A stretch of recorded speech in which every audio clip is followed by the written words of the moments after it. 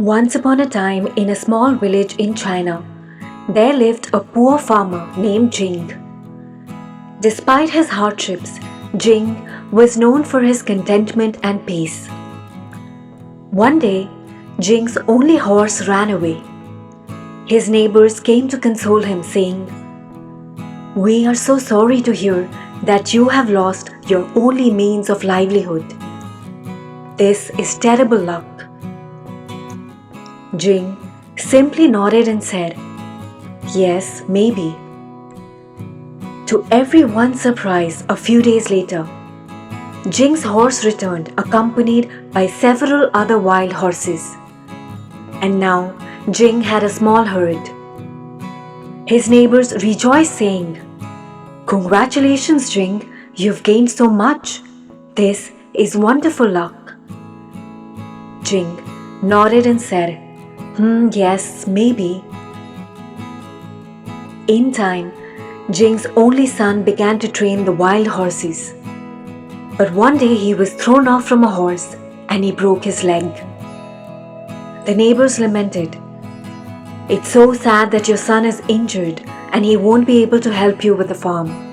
This is such dreadful luck."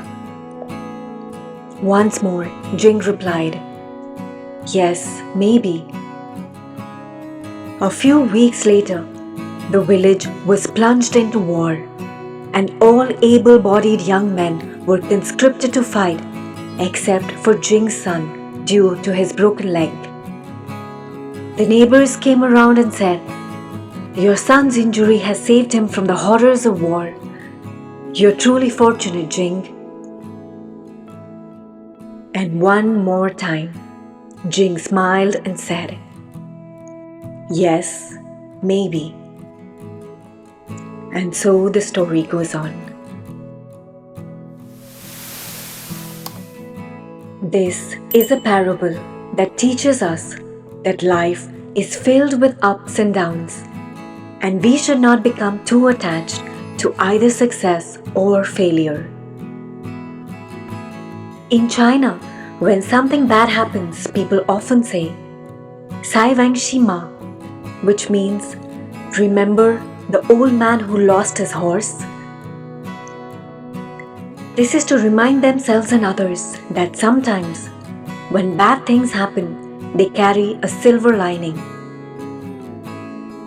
And therefore, often it is in the way you look at things that determines its power over your spirit.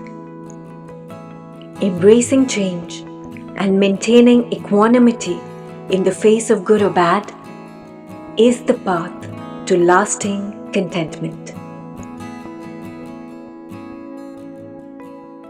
Thanks for watching. And if you find inspiration in wise words and stories, please subscribe to my channel for more and stay simply wise.